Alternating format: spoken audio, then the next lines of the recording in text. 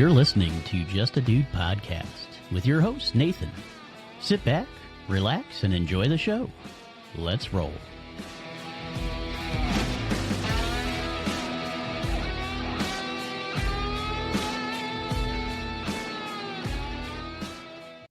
Hey everyone, welcome back to Just a Dude podcast. I'm your host, Nathan, just a regular guy bringing you conversations with some not-so-regular people doing awesome things. Today, I'm stoked to have Sam Lee on the show. Sam's an endurance athlete who's crushed marathons and half marathons, a newly minted pro bikini athlete as of 2024, and a self-employed bikini prep coach and personal trainer. We're diving into all of that today, how Sam balances endurance running with the world of pro bikini, what it takes to earn that pro status, and how she helps others chase their fitness dreams. Let's get into it. Sam, welcome to the show. Thank you for having me. Yeah, I'm so glad that you're here. And, you know, one of the things that really kind of came out to me was that, you know, who you are and what you've done with yourself. And so let's start at the beginning. You know, you call yourself a normal person, but obviously your resume says otherwise. I'm telling you. But, you know, tell us about your start. How did you get into endurance running and marathon? It started all the way back in high school. I tried cross country and track. I will say I was not a very dedicated athlete in high school at all. And I tried it in college a little bit, but my first year at community college, I did it, but I ended up dropping it my second year at community college because I was busy doing extracurriculars like, you know, partying and stuff. So yeah, like most of us do in our college years, right? Exactly. But then I re-met someone that was on the cross country team from my first year and we started talking. So I started seeing him. And he was going to a school in Florida to run for their team. And last minute, about 2 weeks before he left, he invited me to go with. And so I'm like, you know what? Let's do it. I'll move to Florida. And I'm based in Iowa. So it was a big move. And I joined the cross country and track team there because he was on it. And I could potentially get a scholarship my second year if I stuck with the team. So I'm like, all right, I'll just do it. It's fine. And that's when I re-fell in love with being an athlete and competing. So I was actually a good athlete when I was at that school and I did a good job. I ended up getting that scholarship for the second year and I ran both years. I went there. I even held the top 10 5K record for a very, very short time. I was number 10 as well, but that's okay. But hey, top 10 is top 10, right? You broke that record. So that's awesome. But that had to be a huge step for you. I mean, I have to assume you were pretty young when you decided, hey, I'm just going to move to Florida, pick up everything and go. Did that scare the hell out of you? Yes and no. I was excited. I wasn't really tied down to anything else. I think I was 19 or 20, something like that. No, I was 21. I had just turned 21. Sorry.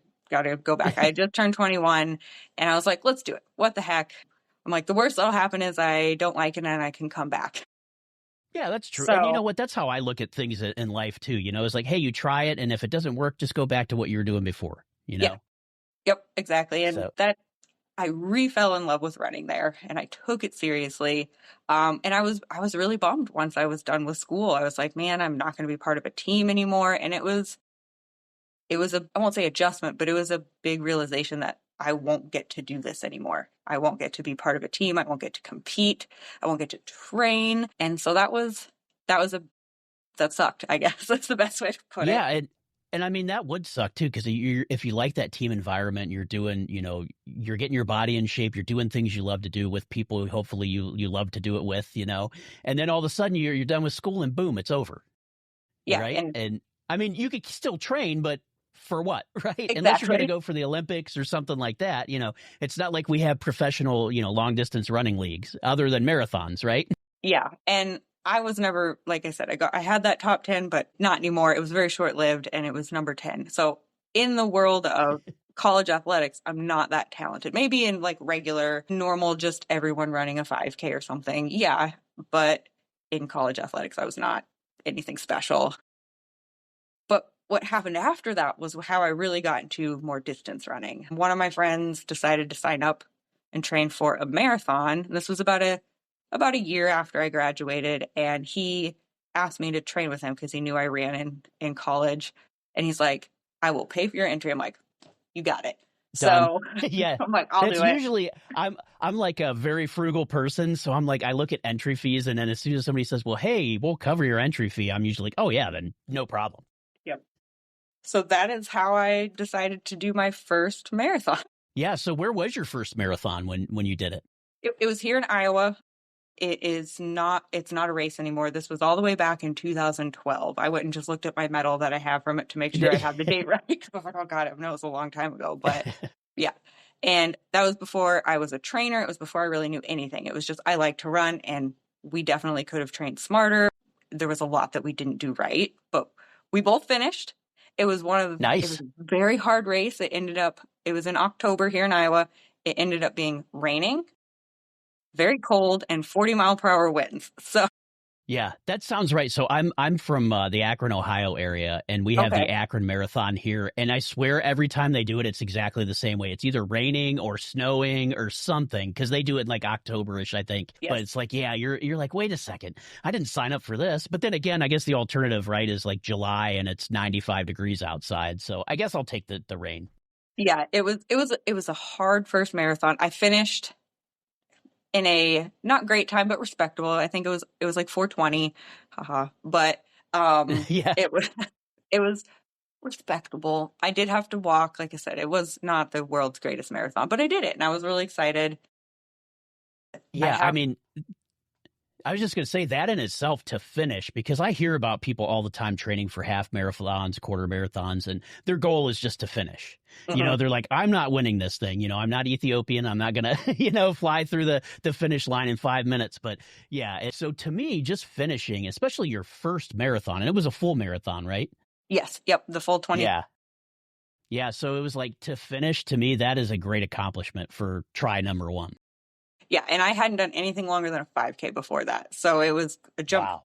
from 5K to marathon, but it was fun and so much fun. I decided to do another one.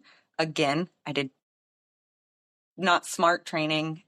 The race it was a summer race. So, like you were saying, it ended up being 100 Yeah. degrees for the race, and that one sucked too. So that was tough. I've only done a few marathons, so I've had bad weather for them all.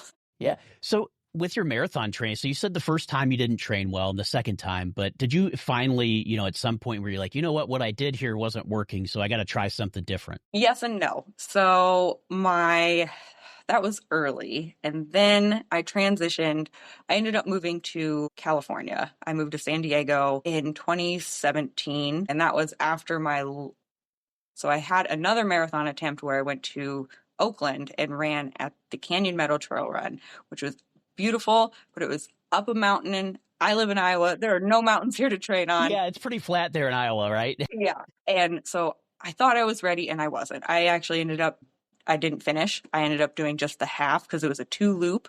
And at the end of the first loop, I quit. I'm like, I can't do You were that. just like, I'm done. Yeah. Like, there's no way I'm going to be able to finish that. I severely underestimated everything. And that was my last attempt at a marathon. I took some time off, just generally kind of like hanging out, being fit, and started getting into lifting a little bit more. And so that's when I started to learn more about, how you should do things. Yeah. No, and you know what? And that's a great transition because I wanted to know that, there's definitely this pivot from, long distance running or maybe an addition, right? Because I have to assume maybe you run every now and then, right? But to bikini competitions. So what sparked that transition? Was there something that happened where you're just like, oh, this looks like fun. I want to do this? Yes. So I still run. I still do half marathons and I train for both. But what happened, I started getting into lifting a little bit more. When I was in college and when I was training for those full marathons, I hated lifting. I hated the gym. I was the person that was scared to do a bench press. I was like, get it away from me. I don't want to do this ever. But then I started dabbling with the gym, wanting to be in shape because I was like, well, I kind of miss being in shape. I feel like I should lift. So I was a little bit into it. This is kind of funny. And you might recognize the name since you're from Akron. I started more seriously lifting like bodybuilding style when I did a 90-day oxygen challenge, which is a fitness magazine. And Ashley Kaltwalter was on the cover. She's from Akron. And the reason I went for it is because she used to run track. I'm like, oh, that's cool. I ran track too. And lo and behold, we find out later that she's Miss Olympia, Bikini Olympia 3 years in a row. Yeah. I didn't know that when I decided to follow the workout plan. But then how I got into bikini is I was debating on starting another phase of marathon training. I'm like, you know what? I think it's time to try again. I know more about what I'm doing, in better shape. And then someone at my work was prepping for her first bikini competition. I'm like, I didn't even know that was a thing. Yeah, I'm real observant. Yeah. And I actually had people take a vote. I asked just everyone around me. I asked my Facebook and had people vote, like, should I do another marathon or should I try a bikini prep? And bikini prep won. And that is how I Nice. decided to do my first one. You know what, though? That's kind of fun that you did it in that way to like just a little survey like, hey, I'm going to do one or the other. How about you guys help me figure this out? And, now it led you into becoming a professional, bikini bodybuilder. But I have to assume that did not happen overnight, right? No, it definitely didn't. I wasn't even someone that had dieted before this. So I would pride myself on how much food I could eat. So I was very, very proud thing that I had about myself. But I just found just like a generic bikini prep meal plan online. I'm like, if I can do this for a week, I can do it for a whole prep. I did it for a week. So I'm like, all right, everyone's vote. We're going to do it. And I decided to start my very first prep right when I moved to San Diego. So that was smart. But, Yeah, let's make it nice. really You hard. just like piling things on, don't you? But yeah, I did my first prep and first show in 2017, and I got my OCB pro status just last year in 2024. So it took that much time to Yeah, I go mean, from start. to get your pro status, and I know you said you just got that in 2024. A huge congratulations on that, by the way, too, because, you're taking it to the next level from the amateur to the pro, right? Which means you're doing something right. But can you walk us through what that process was like? Like how long were you working towards it? Obviously 2017 to 2024. So we get a good idea, but yeah, can you just kind of walk us through what that process was like for you? Yeah, definitely. So my first prep, I didn't know what I was doing. I didn't know what to expect. And I hadn't been lifting for very long. Like I said, I did that oxygen challenge and that was about it. So that was about 6 months worth of lifting. So I didn't have too much muscle. But I will say 2017 bikini is very different than 2025 bikini. So what it looks like now is the physiques have completely changed. Is that So like, and what do you mean? Can you, just for the listeners, can you explain kind of what you mean, like by that the physiques have changed? yeah, definitely. So back in 2017, everyone had muscle, you had to get lean, but you could think of it as like if you saw a fitness model on the cover of like Nike or something or like Yeah. someone really fit on the beach. But now if you look at bikini in the NPC and the IFBB, which that is the federation that is when you think of like the Olympia and Arnold Schwarzenegger, that federation. And they are an untested federation, which means they pretty much anything. It's a Wild West. We can just Yeah. like So anything goes, right? anything goes. And so bikini has gotten a lot bigger and a lot leaner. And so the women now look more like what figure, which is what you think of when you think more like when you think bodybuilding, big muscles, like lots of Yeah. lines, deep Lots of cut. detail and yeah. Yes. And so that is more what bikini is now. But in 2017, the fact that I'd only been lifting 6 months or so, it wasn't as big of a deal. Because I'm like, well, I had a good base. I was an athlete throughout college. I had been working out continuously, not heavy lifting, but something. So I had a little bit of a foundation. And so I was competitive at my very first show. I ended up placing fourth. Oh, And nice.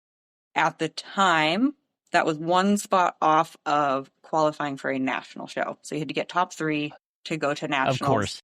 And I was like, dang it. And that sparked the fire. I was like, wow, that was pretty close. I'm like, maybe I'm not too bad at this. Yeah. Maybe I'm better at this than I am at running. I love running, but I'm not talented at it. I'm like, Yeah. maybe I'm okay at this. And so that Yeah.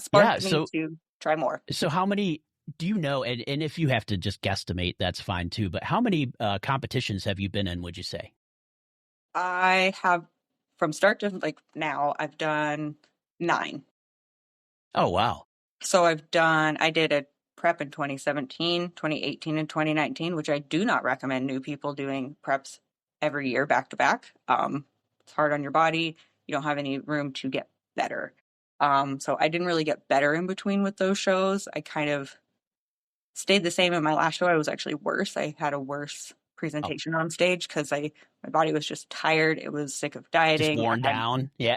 just worn down because I did like 12, 16-week preps. And then I had my competition, and then I did maybe 6, 7 months off, right back into a prep. And so my body barely Yeah. even had time to recover from the prep before I started new. And I was just being very mean to myself.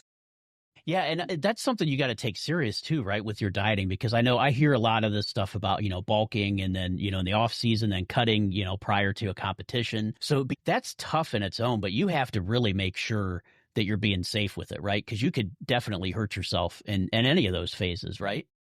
Yes. And I will say with bikini, it's a lot less extreme than bodybuilding. And I am a natural athlete, so I don't do any PD. So it's a little bit more forgiving. It's still hard on your body to make progress, though. So you can only diet down for so long, get your calories so low before you just are going to not be able to Yeah, make you're at progress safely. the low plateau, right? The plateau at the bottom instead of the Yeah, top. which is hard. So you have to work Yes. your way back up. And then bodybuilding is bodybuilding. And so the prep is just showing off what you've built in your off seasons between those dieting periods. Everyone thinks Yeah. it's like, oh, like those are where you do it. And it's like, well, no, it's actually the years in between. And then you just get lean to show what you've built in between. To And I wasn't present, giving right? myself, Yeah. yes. And I wasn't giving myself that amount. I wasn't giving myself that time to build. So that's why my physique didn't get any better. And then 2019, my worst show, I was like, this sucked. I don't know if I ever want to do this again. This was hard. I was burnt out, tired of dieting. And I'm like, you know what? We're just going to take some time off. I'm not going to try to do a show again quickly. And kind of chilled out for a little while. And then I'm like, you know what? I maybe want to do a show again. And I started tracking my macros in the off season, which I hadn't been doing. Before that, I was only on meal plans. And then in the off season, I was just going wild, which is back in 2017, 2018, that was pretty normal. That's what most people did. Yeah. Bodybuilding didn't know better. They're like, yeah, bulk. Yeah, I can imagine it's changed. Like, it doesn't seem that long ago, 2017, but it's like to think that it's changed that much. But I feel like just from myself, I mean, look at 2020 to 2025. I've learned so much more about health than, I knew the prior 30 years to that. So it's like, and it's always changing, right? Like what we Yes. know today is not going to be the same tomorrow. Yeah. And yes. So it's gotten a lot more take your off season seriously. Take the time off that you need, especially as a natural athlete. And so I did. I was making sure I hit my protein. I revamped my intensity in my lifts. And that was in 2019 through 2020. And I was like, you know what? I think I'm ready. And then 2020 happened. And so I did not Yes. compete in 2020. Yeah, I'm pretty sure most people did not, right? Because Yeah. we were all locked down in our houses. Yep. So blessing in disguise for me, because it had me a whole nother year to build muscle, because I was still working out in my living room, and we ended up buying some like home gym stuff like most people, like a lot of people did in Of 2020. course. And yeah, so I got a whole nother year in 2021. I came back with a totally transformed physique. So that was really cool. So Nice. 2019 is when I started to really take everything very seriously. I'm like, you know what, we're gonna see if I can do this. Yeah, and so when you got your pro card, what changed with getting that title for you? Or did anything? Yeah, it did. So I had been competing in the NPC in San Diego.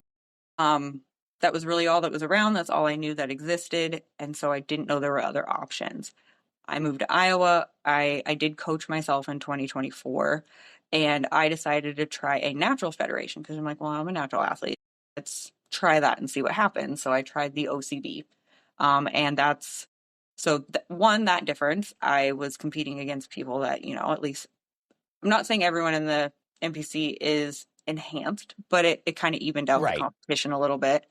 But I also took 2021. I ended my season in September, and then I took all that time off until January of 2024. And so I spent Wow. more time Yeah. building and building. And so then I came back 2024, even better physique. I grew. My feedback had always been upper body, very Hmm. not a very well developed upper body, and came back with completely different physique, and it was great. And I was like, taking time off really helped. I was excited to prep, and I won my Masters Pro card at my very first OCB show. So that was really Nice. exciting. So first time, yeah, the first time out, that's pretty amazing to get your pro card. But then, and one thing I wanted to touch on here just for the listeners, but when you say, you took the time off, you were still working, right? You just weren't prepping, like hard prepping for a show. That is correct. I was still tracking Yeah. my calories. I was making sure I was getting enough protein. I was lifting 5 days a week. I will say, contrary to the bodybuilding world, I was also half marathon training. I did, my goal in 2020 was to PR in a half marathon, which I did, which was great. So Nice. that was one of the big struggles I had in the beginning of my bodybuilding journey was every coach wanted me to stop running. Because, Of course, they always do. Yep. running kills your gains or cardio kills your gains. And I was like, well, but I love running. And so that was really hard. And oftentimes I would cut back or completely stop running because I had another coach. And that was part of my motivation in 2024 to coach myself. I was like, well, I want to keep running and I want to keep my fitness up. And everyone's going to tell me I have to stop. So I'm just going to do it. Yeah. So you kind of found a balance for yourself, right? That worked for you. That where you could keep the strength training up, but still enjoy, have a little bit of that running as well.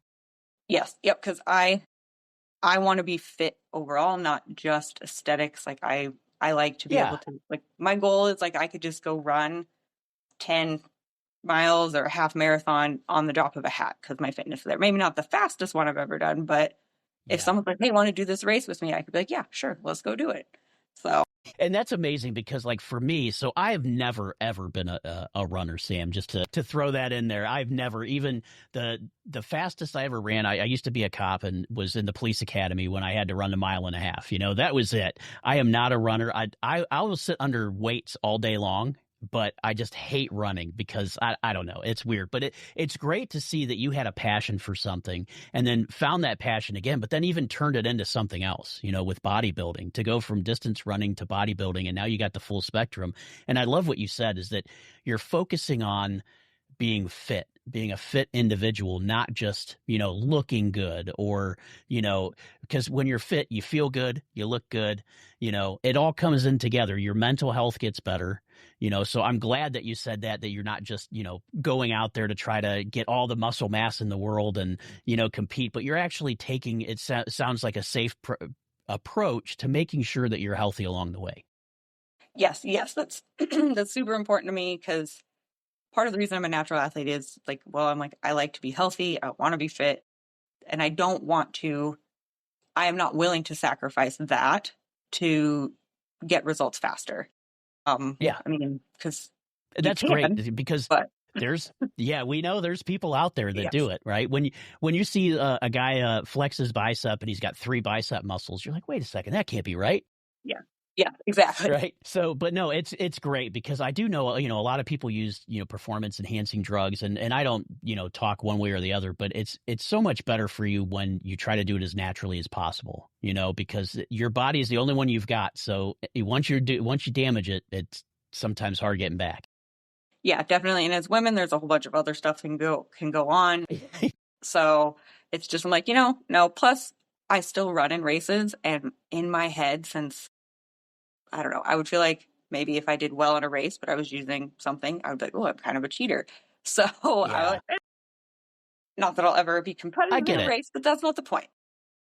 No, I get it because I feel the same way. It's like you want to go there, you want to do your best, not your enhanced best, right? Like not something that's, you can't have on an everyday basis or whatever. You know what I mean? But anyway, yeah, I agree with you. I love the fact that you said that, could you be a faster runner? Sure, if you took some type of substance. But is that the right way to go? No, probably not. You'll end up getting hurt or something and, who knows? But yeah. But so this transitioned you, right? To not only are you doing this for yourself, but now you're helping other folks as well. Yep. So I started out as just a personal trainer, the person in the LA Fitness that you just hire to help you work out. And I was competing and prepping throughout that time. And then finally, after my 6th show, where I felt like I had learned a lot, I had really done a ton of like outside research and a lot of continuing education and experience shows myself and learn from coaches that I had. Fun full circle moment, my 2021 prep, Ashley Caldwell was actually my coach. So that was neat. Oh, nice. Yeah. But yeah, I finally decided, you know what? I think I'm ready. I feel like I have enough knowledge to help others prep. And it's been awesome. It's been great. I've say 2023 is where I really like dove in to Yeah. that and started aiming to get clients and have people prep.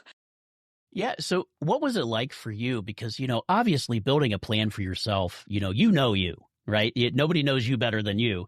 But what was it like going from making your own goals to helping, your clients hit their own? It was fun. Really, it's actually easier than when I coached myself, which I'm not going to do again. That was hard. Because I can stand back a little bit as Coach Sam and make more logical rather than emotional decisions for my clients. And I'd say one of the harder things is when I know I have to drop their calories or up their cardio. I'm like, oh my God, I know it sucks. Like, I'm sorry. Yeah. But Yeah, that was for me when I worked with a personal trainer, that was always hey, we're going to cut some calories. Dang it. yeah, But yeah, you're absolutely right. That's got to be the hardest part for a coach is to say, hey, you know how we cut your calories? We're going to have to do that again. you know? yeah, Yeah. But no, I get it. That would be totally tough. And then even I would have to say, if you see someone doing something wrong as well, correcting that behavior is always going to be tough the first time, because I know how I am when you get corrected. Of course, if you're hiring a coach, hopefully you're doing it for the right reasons. But have you ever had anybody that's like, you tell them to do something and they just completely ignore you? lifestyle that happens a bit more where it's a little bit harder. My prep clients are usually a little bit more focused. But I will say I'm a little bit harder on my prep clients. So I'm like, hey, you want Well, to yeah, take they're this a show? little bit more, yeah, a little more dedicated there, right? Yeah. But yeah, there's definitely times where it's hard if like they're struggling or something because I can tell people what to do, which that's what I'm there for. I'm going to tell them. But if they're struggling, they kind of have to figure out what's going on their own. So I have to figure out like the right questions to ask them, get them kind of to think about the right things so they can kind of come to that conclusion on their own and that solution kind of nudge them that way, but they still need to kind of figure it out for themselves. Otherwise, people are very resistant. If you're just like, well, just do Yeah, this. so People don't want to just do this. exactly. So you have to kind of direct them and then help them find it on their own, essentially. Yes. Yep. Like I do like, hey, this is how many macros you should be eating. This is how much cardio. Here are your lifts. But if like, so I do tell them to do that, but it's if they're missing their macros on the weekends or if they feel guilty when someone offers them food and they don't want to say no, I'm like, okay, like, I can just tell you to not say yes, but we need to figure out what's Right. going on. And so that's been the fun and challenging and the part of coaching that's really making me even better as I do it more and more and Yeah. more. So that's exciting. Yeah, that's great. And how do you balance your coaching with your own training? Is that difficult for you or, does it come naturally for you? It's not too bad. It might change when I start prep next year. Because I've gotten a lot busier in 2025 than I was my last prep. So that could change. So we'll see how I'm doing Yeah. my horn in 2026. But um, I've always been a really early morning person. So I just bang out my runs and my lifts by 7 o'clock in the morning. So I usually get up about 5, do everything really early, and then so I get everything in And you're before ready work. to go. Ready to Yeah. go. Yep. So That's exactly what I do just for my personal fitness. It's a get up early in the morning, do it in the morning, get it done. I don't want to say done and over with, but get it done and over with so you don't have to worry about it. Cause you know how it is. If you go through a full day of work and then, you got to work out afterwards, this was always my problem. I would always sit there and be like, oh man, work was so tough. I'll just skip today. Well, if you do it first thing in the morning, you don't have to worry about work being tough. And usually work goes a lot better anyway. yes, I will give people props that work out after work consistently. I'm like, if someone told me I always have to work out in the evening, I I don't know what I would do because it's hard. I've had to do It it and it is. sucks. It does. I'm with you. But you know what? Some people love doing it after work, Hmm. and maybe it's a de-stressor, but for each person, hey, do what works for you as long as you're doing Yes. something. Yeah, Yeah. absolutely. Agreed. So Sam, what would you say is the toughest and most rewarding part? So not but like, what is the toughest part of coaching? What's the most rewarding part for you? The hardest part is when I know clients are struggling. So, because I want to just fix it and I can't. So, especially prep clients, like when I have someone check and they're like, oh my gosh, I'm so hungry. I'm feeling so unmotivated, or I'm feeling my energy is just zapped. I'm like, I know. I'm like, I'm sorry. And I wish I could make that better, but that's part of it. So it's just, or if someone has a tough week for things that are outside of their control, like life happened, because like prep doesn't happen in a bubble. So life No, it still doesn't. Yeah. happens. And so just seeing people, especially, and I have all first time competitors. So it's a new experience. So it's like, I don't know, it's just tough. Every new challenge is new. So it feels extra hard, and just watching them, the growing pains. I guess it's hard to watch the growing pains because I'm like, Yeah. oh, I know how it feels. But now it's been so long that I'm like, it's been a while since I've had the brand new to prep feelings. Yeah, I can imagine because I can imagine that it's just a big change for whoever comes into the program coming into that for the first time because I'm sure they've trained before, Yeah. right, in some capacity, but not for bodybuilding, right? Not for bikini bodybuilding, so it's a bit different. Yep. It's a lot more, you have to. I guess that's like when you're just working out for fitness and just general. If you need a day off, you can take a day off. If you want to go out to eat and just you don't care, you don't care. But once you start prep, it's like, well, all of that matters. You have to be on 24/7, and it can be taxing. But not can be. It is taxing. That's why it's so hard. Yeah, and so with the clients that you have, do they generally have they all gone on to do a show, or have some of them found it a little bit too difficult for them to continue? Yes. So I have had people be 6 weeks out, 8 weeks out, and they're just like, I can't, I just need to stop. Like, this isn't, it's too much. And it's been a combination of things. And that's not as common as like, it's only happened like twice out of Gotcha. probably quite a few people. But Hmm. it can come down to lack of support outside. So that's the common thing I've noticed is if their significant other or family is very unsupportive, it can be even harder. And so that Oh can yeah. have a really big impact. And then I have noticed if people haven't been someone that likes to lift and hasn't really tracked You're or like anything at you're all first, they tend to be like, yeah, actually, maybe this isn't for me. I'm like, no, you want to at least already love at least yeah. one of the two things. Cause I had never tracked before my first prep and I did it, but I already had like lifting, so it was fine. I had already been into that. But so that's another kind of like I will tell people, let's start with like lifestyle and see how you go from there. Right. And Yeah, then because we'll see. I would say you're definitely not going to let somebody come up that's like, hey, you know what, Sam, I haven't worked out for 4 years, but I want to get into the bikini bodybuilding. You're going to be Yeah. like, hold on a second. Let's step back here. Let's start with walking, Yeah. right? I Like mean, we need to yeah, figure out, do you even like this before we go any further? exactly. Yeah. You're like saying, I want to run an ultra. Like, well, do you even like running? Are you sure? And it's like, well, Yeah, that no, I would be hate like me running. They're coming to like, you, Sam. Yeah. It'd be like me coming to you saying, hey, Sam, I absolutely hate running. Can you get me trained for a marathon? yeah, but You're probably gonna be like, I don't think this is gonna work. like, you sure you want to try something different? Yeah. Exactly. And that's gotta be a tough part too, to have those conversations with your clients too, really, right? To sit down and say, this is something, you're coming into something that's very tough. So you really need to make sure this is something you really want to do because a lot of hard work's involved. Yes, so I do consult calls before I will work with anyone. So I talk to them on Zoom before I ever would sign them up. And I've had a few people where we've had to make the decision where it's like, actually, this isn't for you. Like, Yeah. you didn't realize you're going to have to track, or you didn't realize you're going to have to do cardio, or whatever it may be. Like, they liked the end product, the idea of Yes. getting on We stage, all do. but the process of getting there was a little bit different than they thought. And so we're like, okay, that's great. I'm glad we had this call and now you know. So Yeah, and perfect. it's great that you do that too for them so that they don't get in, wasting their money and time or your money and time, getting into this. So, it's great that you can at least have those conversations up front, be honest with them and, tell them if it's not going to work out. And I'm sure, Sam, from your standpoint, it probably hasn't happened much, but there's got to be times too in your mind where they say they're ready, where you're kind of like, I don't think this is going to work out, right? Have you ever had to turn a client down just based on, what you've gotten from them? I have managed expectations. So There we go. Okay, I like that. Yes. just like, hey, there is an ideal point to start a prep, and even beyond just you've been lifting for a while and you like to eat healthy, but just from a purely weight loss amount, ideally a prep should be 16 to 20 weeks. I mean, shorter is even better, but I've had people that are 60, 70 pounds above like an ideal stage weight.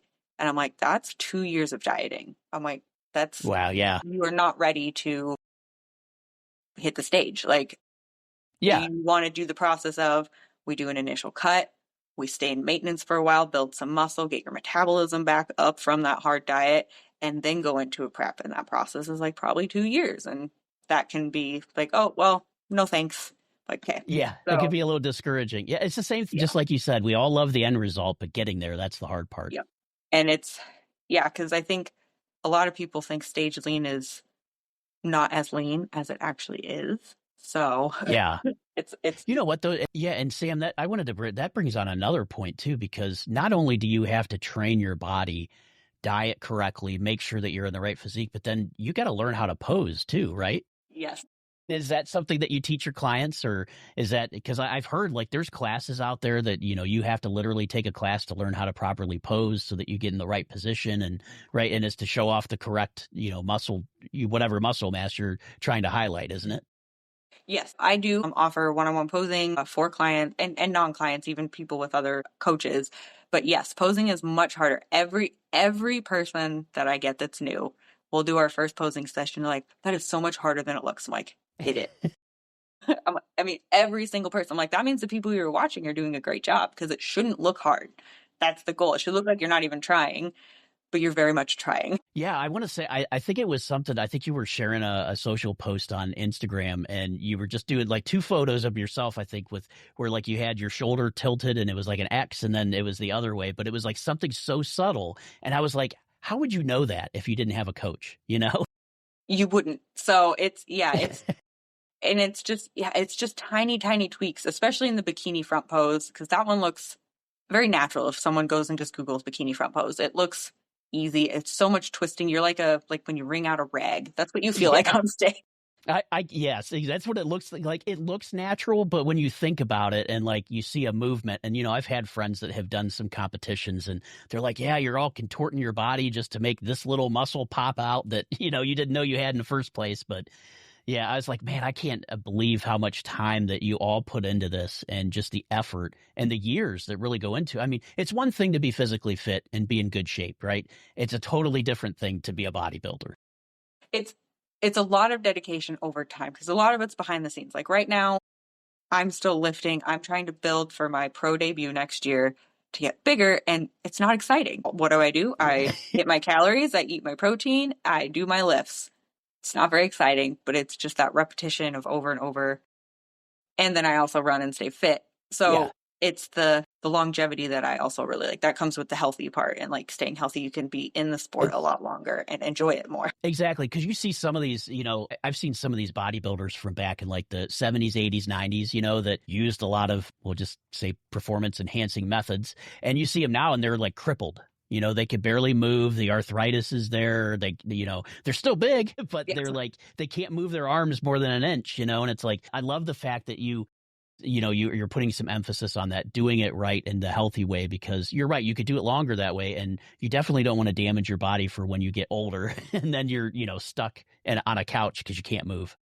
Yeah. And I'm not anti PEDs really. Like if that's the route you want to go, that's your choice. But I'm more of like, you should really know what you're doing because most people are not going to rise to the Olympia. They're not going to rise to the No. rank where like you were the top 1% of the 1%.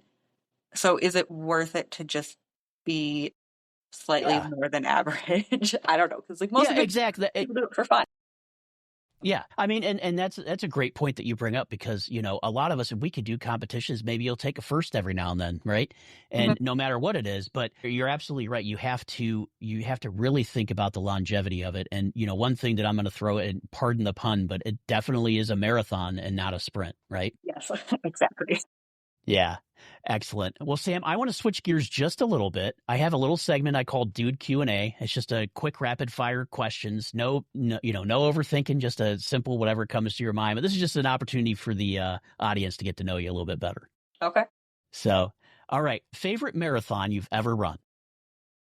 It was the Canyon Meadow Trail run that I did not finish because it was in the Redwood Regional Park in Oakland. absolutely beautiful up a mountain. It was gorgeous, but Yeah. I'm going to eventually run it again someday and beat it. I was going to follow up. I was going to ask, do you think you'll do it again? But that's all. You'll be better prepared. You'll know what you're going into at least. Yes, exactly. Yeah. Pre-competition meal, go-to choice. Crackers and cheese, actually. Oh my gosh. That's like just a nice snack for me. It's I delicious. do. No, that's a good one. Yeah. Wow. I think we already know this, but maybe we don't. Running or lifting, which do you secretly like more? Running. I figured that was going to be the answer, but I wanted to ask it anyway. Worst workout you've ever done? Okay, so this is going to sound terrible, but worst workout I ever did was with that friend that I did my first marathon training with. We had a 15-mile long run. I made the very poor decision to go out and get drunk the night before, and I tried to run it hungover. We had to stop at 13. I couldn't. That was terrible. Not gonna lie. I cannot. Yeah, if you were hungover and dehydrated, right? Yeah. So I can't even imagine that. I can't believe you got 13 miles in still. That's crazy. It was hard and it sucked, and it never again.